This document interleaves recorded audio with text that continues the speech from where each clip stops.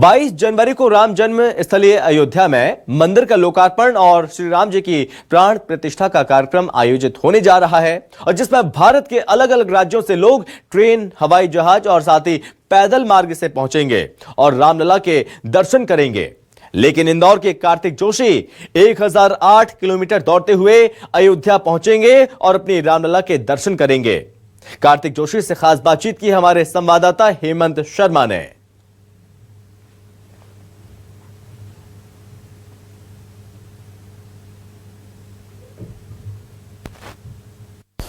बाईस जनवरी को अयोध्या में श्री राम जी के मंदिर का प्राण प्रतिष्ठान होना है। उसको लेकर तैयारियां जोर शोर पर है और कई जगहों से लोगों का पहुंचने का सिलसिला शुरू हो गया है। कुछ लोग पैदल मार्ग के माध्यम से अयोध्या पहुंच रहे हैं, कुछ फ्लाइट से पहुंचेंगे, कुछ रेलवे का इस्तेमाल कर पहुंचेंगे, कुछ बसों के माध्यम से पहुंचेंगे। लेकिन मैं जहां पर मौजूद हूं, जिन्होंने 11 साल की उम्र से दौड़ना शुरू किया था और पहली बार ही उन्होंने पैदल चलकर 500 किलोमीटर का रन तय किया था, ऐसे ही कार्तिक के घर पर मैं मौजूद हूँ। उन्होंने दौड़ में कई मेडल्स जीते हैं। यहाँ पर देखेंगे तो उनका जो रूम है पूरा मेडलों से भरा हुआ है और आने वाले समय में भी कई ऐसी दौड़ों में वो शामिल होते हुए नजर आएंगे और इंदौर का नाम रोशन करते हुए नजर आएंगे, जिसके अंदर वे भाग लेंगे। नॉन स्टॉप रनिंग में 277 किलोमीटर का रन वो अब तक तय कर चुके हैं और 14 दिनों के अंदर अयोध्या पहुंचेंगे। मेरे साथ में कार्तिक मौजूद हैं। कार्तिक, 14 दिनों का ये दौड़ का आपका सफर अयोध्या लेकर जाएगा और फिर श्री राम जी के आप दर्शन करेंगे, इसके लिए कितना उत्साह आपके अंदर है? सर नमस्कार। हाँ, मेरा नाम कार्तिक है। मैं अल्ट्रा डिस्टेंस रनिंग करता हूँ नेशनल टीम के लिए।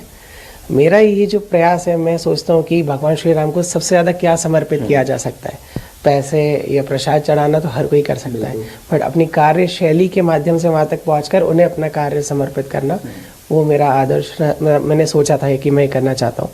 हमने प्लान किया है कि 5 जनवरी को सुबह 8 बजे श्री रंजित हनुमान मंदिर इंदौर से अयोध्या श्री राम मंदिर तक दौड़ेंगे और यह डिस्टेंस अगर हम वाया रूट देखें तो 985 किलोमीटर टोटल था डिस्टेंस था।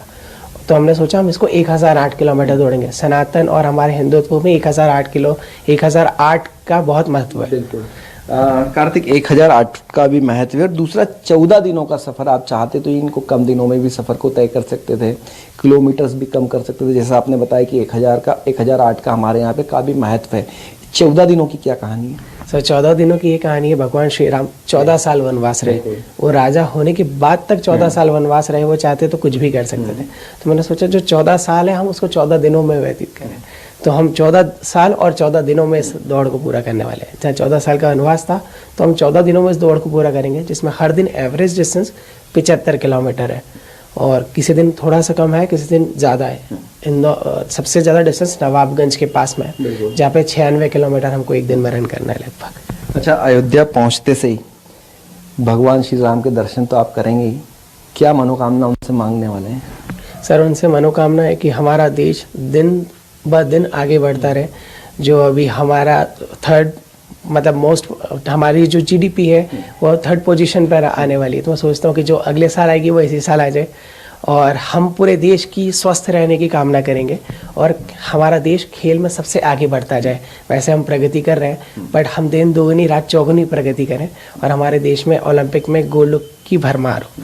जैसे अपने लिए क्या कुछ मांगेंगे? मैं अपने लिए मांगूंगा अपने परिवार का स्वास्थ्य, परिवार की वृद्धि और सभी के लिए सुख समृद्धि।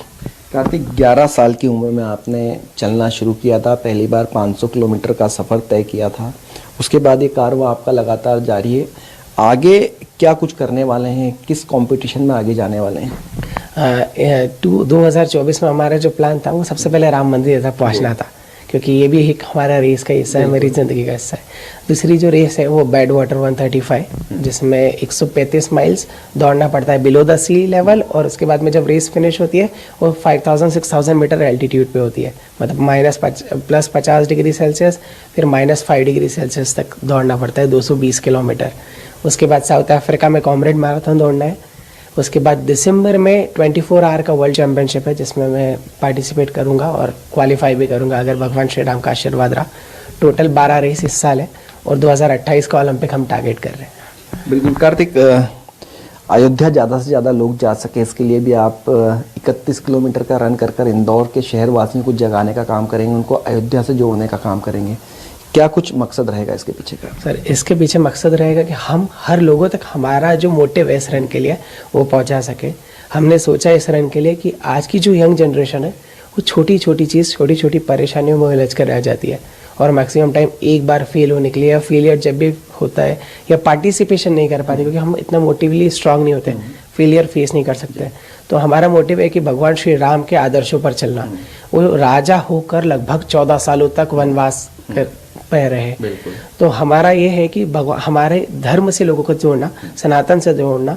हमारे ग्रंथों में इतनी सारी चीज़ें लिखी है जिसमें हर बड़ी परेशानी का छोटा सॉल्यूशन है। तो आज हम एक छोटी सी परेशानी में क्यों उलझकर हमारे जीवन के अमूल्य समय को व्यतीत करें। तो मैंने सोच रहा हूँ कि हम लोगों को हमारे सनातन धर्म और हिंदुत्व के लिए आगे बढ़ाएं, अपने धर्म के लिए उन्हें प्रेरित करें कि उन्हें क्या करना चाहिए। कुछ चीज़ों में अपनी ज़िंदगी को उलझा कर नहीं रखना चाहिए। जैसे आज क्या होता है ना कि लोग फ़ोन में बाकी चीज़ों में अपना समय ज़्यादा स्पेंड कर देते हैं, बट वो आगे का जो प्लान आउट होता है फ्यूचर का, वो समय आने पर नहीं कर पाते। तो हम कोशिश करेंगे कि वो उन चीज़ों को पढ़े जिन्हें उनको ज़रूरत है। तो ये मेरे साथ थे कार्तिक जोशी, जो ज़्यादा से ज़्यादा युवाओं को सनातन से जोड़ने के प्रयास कर रहे हैं और 1008 किलोमीटर का रन 14 दिन में सफ़र तय कर श्री राम जी